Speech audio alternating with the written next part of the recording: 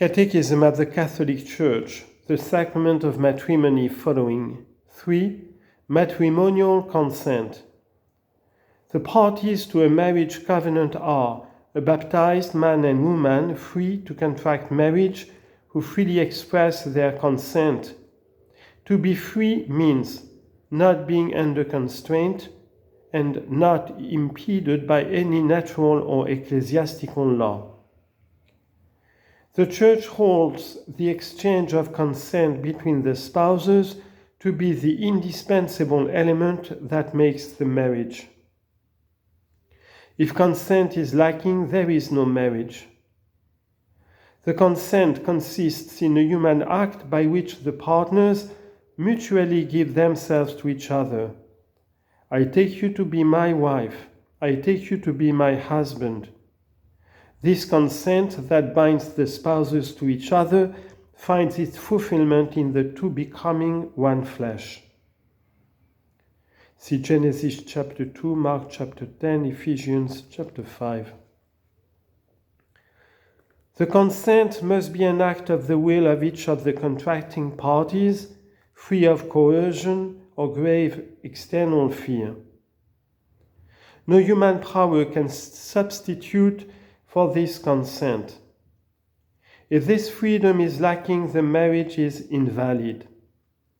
For this reason, or for other reasons that render the marriage null and void, the Church, after an examination of the situation by the competent ecclesiastical tribunal, can declare the nullity of a marriage, i.e., that the marriage never existed. In this case, the contracting parties are free to marry, provided the natural obligations of a previous union are discharged. The priest or deacon who assists at the celebration of a marriage receives the consent of the spouses in the name of the Church and gives the blessing of the Church. The presence of the Church's minister and also of the witnesses visibly expresses the fact that marriage is an ecclesial reality. This is the reason why the Church normally requires that the faithful contract marriage according to the ecclesiastical form. Several reasons converge to explain this requirement.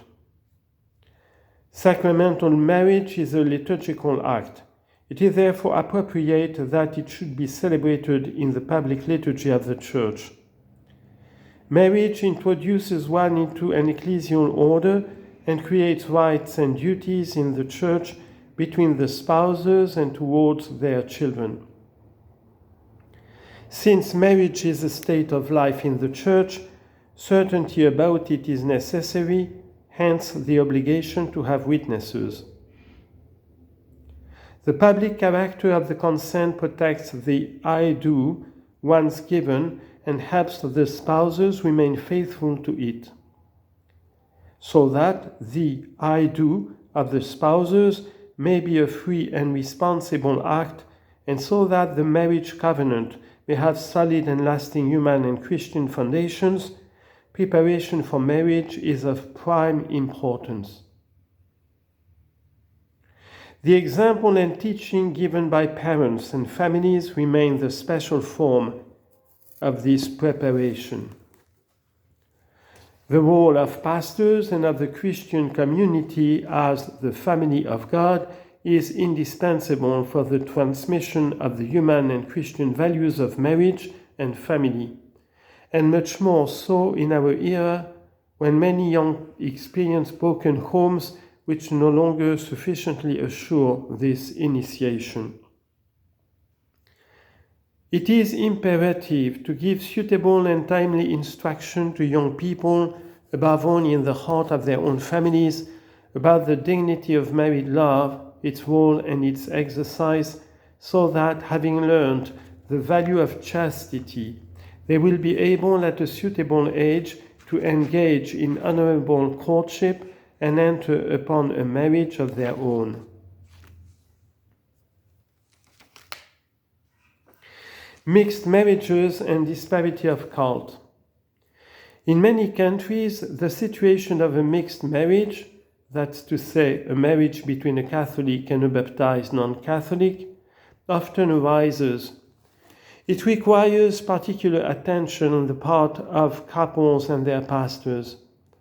A case of marriage with a disparity of cult, that's to say, between a Catholic and a non-baptized person, requires even greater circumspection.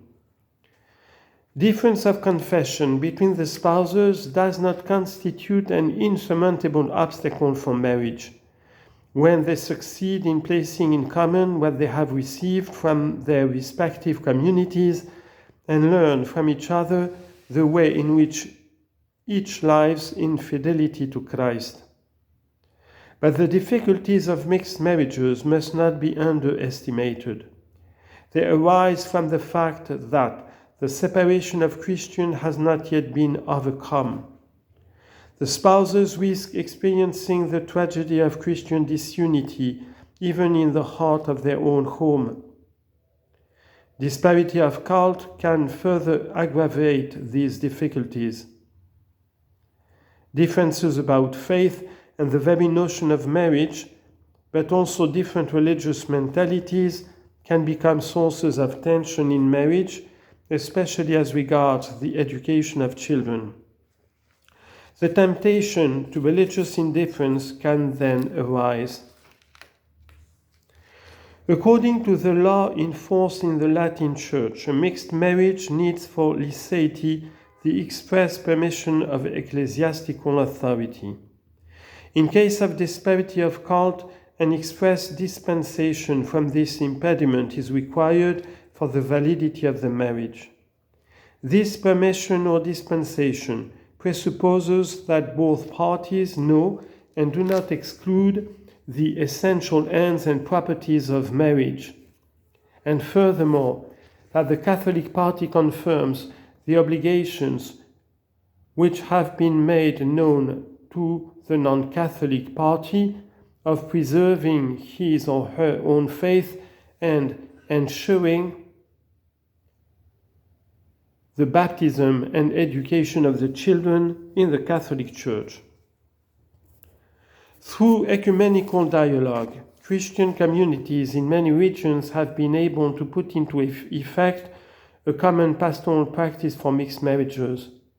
Its task is to help such couples live out their particular situation in the light of faith, overcome the tensions between the couple's obligations to each other and towards their ecclesial communities, and encourage the flowering of what is common to them in faith and respect for what separates them.